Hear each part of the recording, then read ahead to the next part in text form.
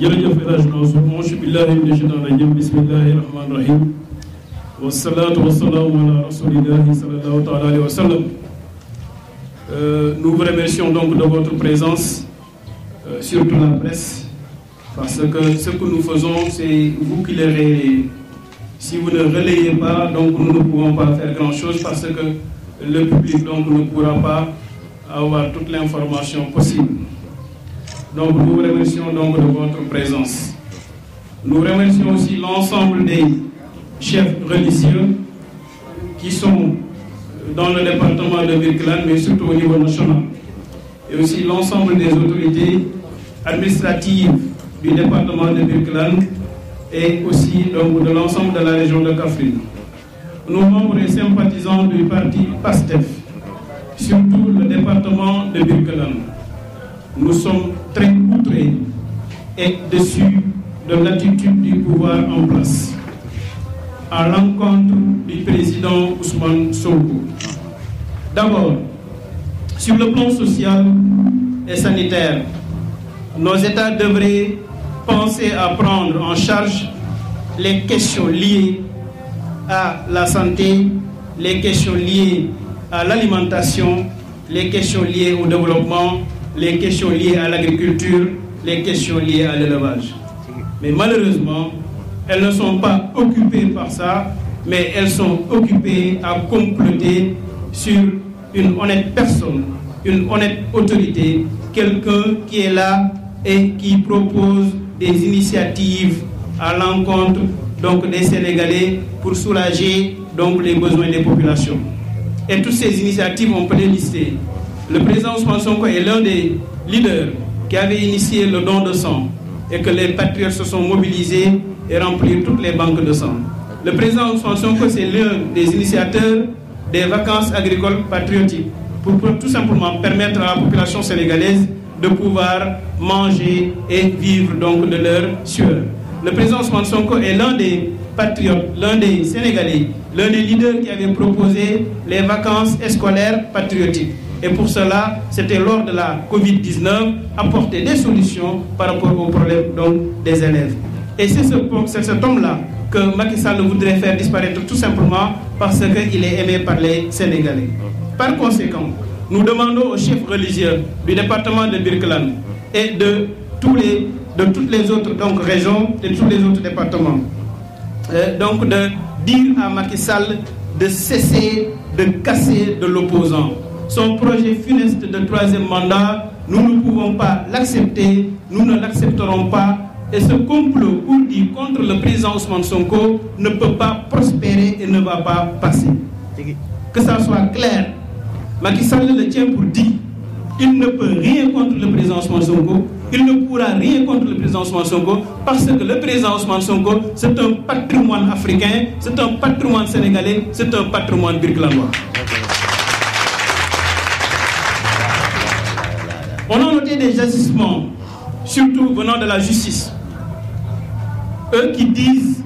que ce sont des représentants de la justice. On a vu que malheureusement, ce ne sont pas des représentants de la justice, mais ce sont des représentants du parti APR. Maham Diallo, c'est un membre, un partisan de l'APR. Donc un partisan de l'APR, avec Serigne Bassirou Gueye, partisan de l'APR, ne peuvent pas dire le droit, mais vont dire ce qui plaît à Macky Sall. Et nous lui disons qu'ils ne sont pas beaucoup plus sénégalais que nous. Nous sommes des Sénégalais comme eux, eux aussi ce sont des Sénégalais comme nous.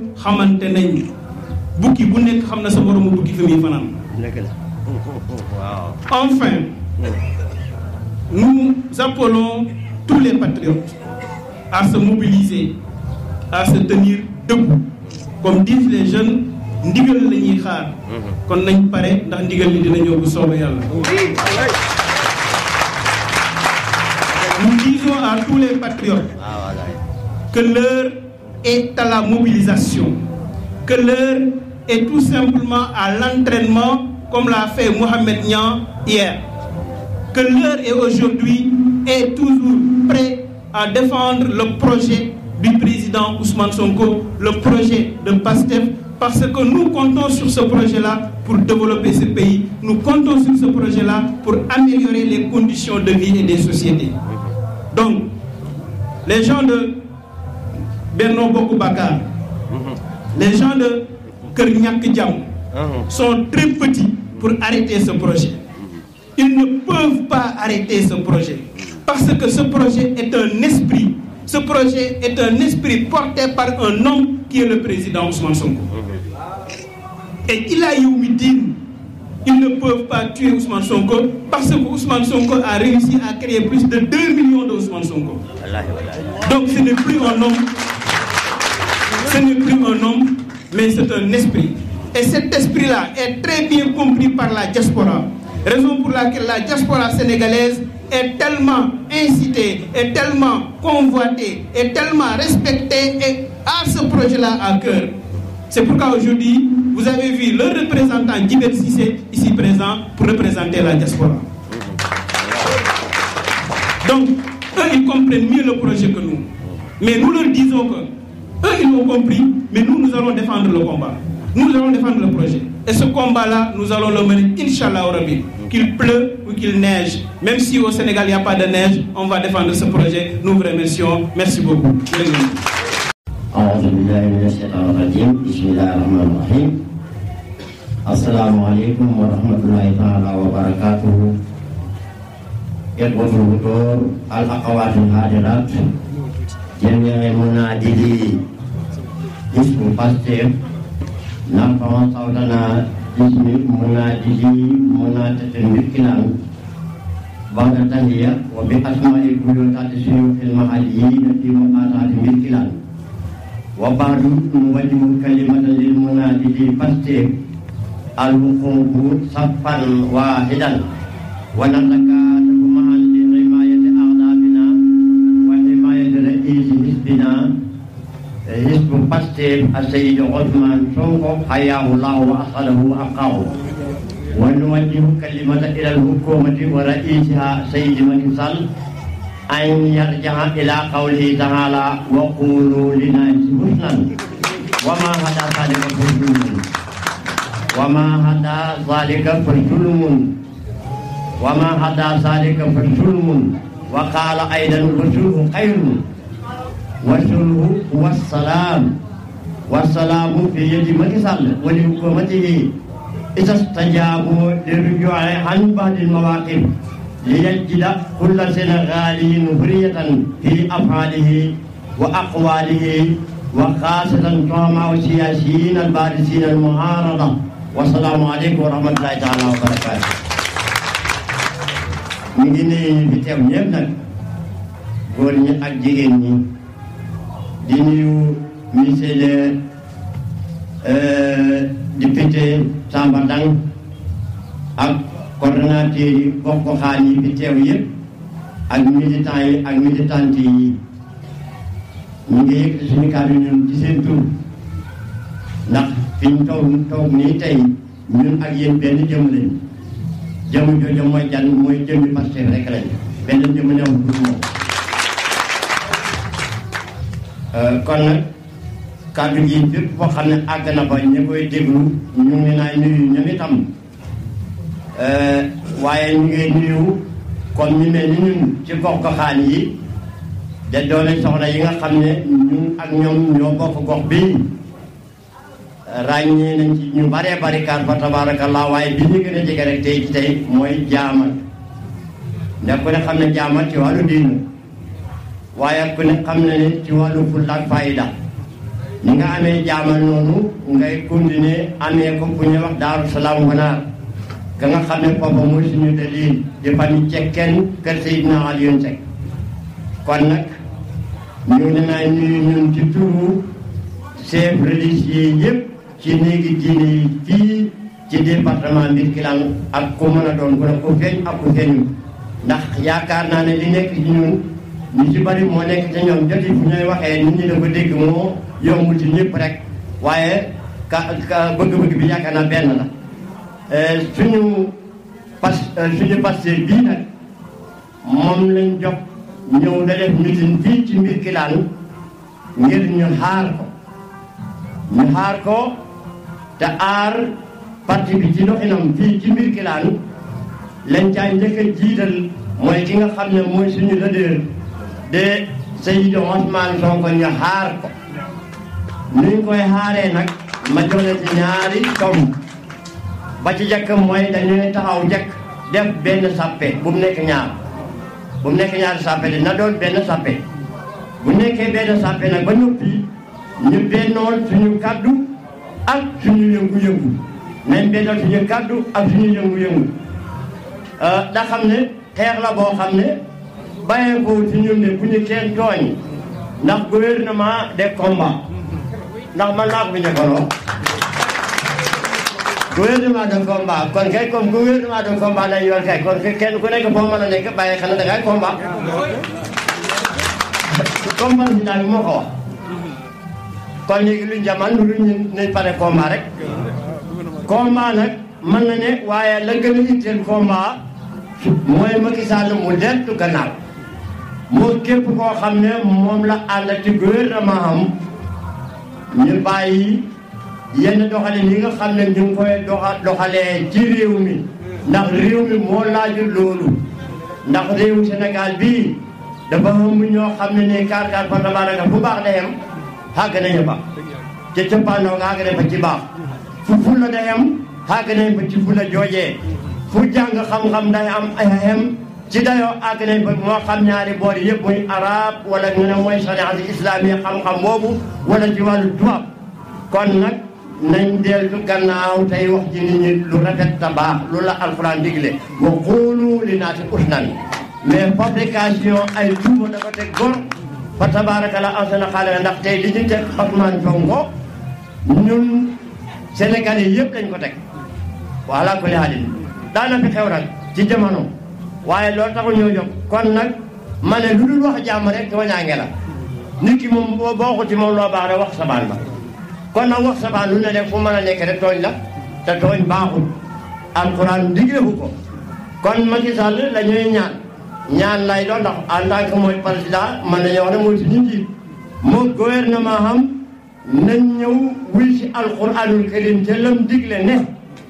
alxuraan lam digle moo de ne wasulhu xayrun mooy loo xam ne mën naa saxal jàmm indi jàmm moo gën lu dul moom bokku da waxooloo li naa si husnan de waxooloo husnan mooy ngay wax ci nit ki loo rafet ma ne nit ki boo du wax ci moom loo rafet kon safaan booba ngay def kon nag loola lu ñaaw ngay wax ci moom kooku sama ñaange la waaye wasulhu xayrun mooy ci doxalin ci wax ak ci jëf nga xam ne tey ci tey ñoom ñoo nekk ci bopp réew mi yoree doole kon ñu ne naa xoowa ci jàmm ne wasulhu xayrun nañ tàqale ñaari baat yooyu waaw mooy wasulhu xayrun ak waxoolu li naa si usnan nañ leen séparé benn bu nekk daay demal boppam Macky Sall ci liñ koy xoo mooy wasulhu xayrun mooy lépp loo xam ne jàmmoo la jàmmoo moo gën lu dul jàmmoo ñu ngi ko jeexoo moo gouvernement xam ñu ay si alxuraan ndem moo wax loolu da remercier nag ñëpp da leen sant da leen gërëm ci teewaay bi rafet na waaye lii nañ ko dee doxal waxtu wu ne nag loolu laay eb ñi nga xam ne ñooy patriotes yi nga xam ne ñoo dëkkee Mbirkilaan Maabo ak gox-goxaan yi nga xam ne ñoo aju fii ci Mbirkilaan ñun ñëpp nañ takk ko def benn say man kat loolu laa xam lu jot na wasalaamaaleykum wa rahmatulah. di nuyu Samba Daan di sant mbooloo mi yëpp daal ndax teewaay bi rafet na te wax dëgg yàlla li ñuy xeex moom ñoo ngi ci te yàgg nañ koo xeex ndaxte dañ ñoo yàgg a teg bët ma bëgg nag ñu xam ne ñun jàmm la ñu woote ñun woote wuñu ay te dañoo bëgg li nga xam ne Macky Sall mu jàppale ñu ci mu dimbale ñu ci dund bu seer bi dimbale ñu ci ndox mu seer mi dimbale ñu ci jàmm ak salaam ndax Samba Daan yaakaar naa ne yow la nga téye fële ku nekk gis na ko ñun dañoo sonn dañoo dee dañoo tay surtout jigéen ñi daw nañ ba mënatuñoo daw ndax yow tey mënoo yor sa doom mu war a liggéey du liggéey amul lu mu liggéey ñu yor alal réew mi di ko pasaree lu leen neex ñu def ko fu ñu woote ndaje ñàkk fa ay millions nit ñi di xiif di fajuwuñu lekkuñu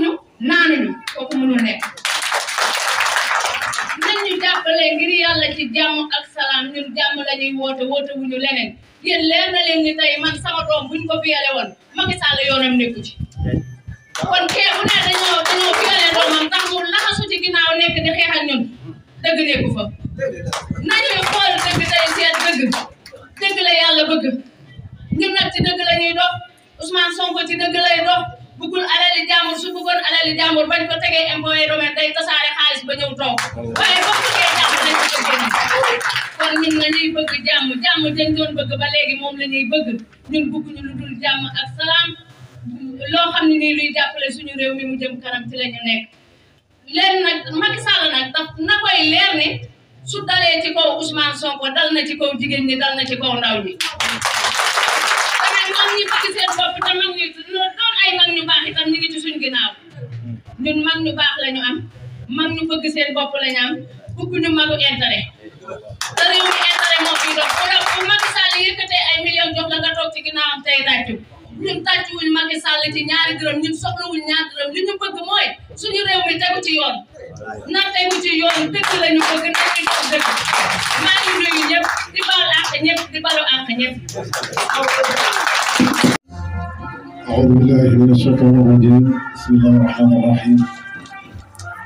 ولا حول ولا قوة إلا بالله العلي العظيم وأصلي وأسلم على من بعث رحمة للعالمين وعلى آله وأصحابه الطيبين الطاهرين إخواني في الله أقول لكم السلام عليكم ورحمة الله وبركاته وكيل يجيبوا ñëpp kenn ku nekk ñu lay fekk fi nga toog di la jox sa suñu loxo xel di la wax baat bi nga xam ne moom la sayyidina Muhammad sallallahu alayhi wa sallam joxoon ñu xeetam ba ëllëg aljanna incha allah moom la ñu ñuy waxte mooy asalaamaaleykum wa rahmatullah ci loolu nag li muy tekki wala li muy tegtale mooy jàmm kon ñu ngi ñaan suñu réew mii di Sénégal yàlla def fi jàmm ñu ngi ñaan suñu réew mii di Sénégal yàlla def fi jàmm ndax ñun xamuñu dara duñu jàmm rek moo tax ci réew mi loolu nag ginnaaw bi ñu nuyoo mbokk yëpp jiital kilifa gii ci nuyoo bi wax dëgg yàlla su ko gisee ak aada as bi mu am ak kàddoom wax dëgg yàlla ñun dañuy am fierté ci ñëw toog fii nii ndax mag la wax dëgg yàlla mënoon na defi leneen waaye nag dëgg moom dafa nekk dëgg rek kenn mënut a fexe ba dëgg doon ñaar ay magi jëm yu toll nii yëguma fooguma ne danañu yëkkati seen tànk wala seen kàddu ci loo xam ne yëpp ne na jaaxaanam ci kon ñu ngi koy nuyu bu baax di ko sàggal di ñaan yàlla gën a guddal fanam damay ko wér ñu nuyu suñu honorable député Samba Dam ci taxawaayam ndax nag ñun danaa ko faral di wax mu bëri man duma politicien bu ma ko jigéen duma ko waaye nag am naa sañ-sañu gox réew bi ma dëkk gox bi ma dëkk képp ku taxaw pour yàq ko ma taxaw dina sax am naa sañ-sañ boobu ragalu ma ci nag làqatu dara bu ko defee gis nañ ne assemblée nationale maanaam li ci kàddu gi laa génnee bi ñu amee député Samba Dam lañ ko sax pour yàlla xam nañ fi député du benn yoon du ñaari yoon du ñetti yoon waaye ñi Samba féetalee dëgg laa ci assemblée nationale ñu koy door am wax dëgg yàlla ñu ngi koy jaajëfal bu baax ci loolu ci wax nag ne département bii di département Birkelane nañoo xam ne buñ ñu fi dëkkee kenn du jugee ci àll bi ñu ko defaraat dañu góorgóorlu taxawaay bi war am na loo xam ne nag fulla ak fayda moo koy def góor gi wax na sànq ne Sénégal am na nit ñu yàlla may ci fulla ba mu doy may leen ci xam-xam ba ñu doy may leen ci taxawaay ba mu doy ñooñu nag fayewuñ seen bopp duñ nangu itam kenn ku leen fay maanaam ànduñu ak Ousmane Sonko pour jëmmi Ousmane Sonko jee tax dañuy yëg lu mu incarné loo xam ne ñun loolu convaincre nañu moo tax ñu jóg rek soom suñu daal ñu ko dig lan ñu ngi ñaan ne ci suñu borom subhanahu wa taala fa mu bëgg a yegg yàlla bu ñu ko ñu nekk ci ginnaaw ba àgg fa ci jàmm incha allah te loolu itam incha allah ci kattanu yàlla loolu dana nekk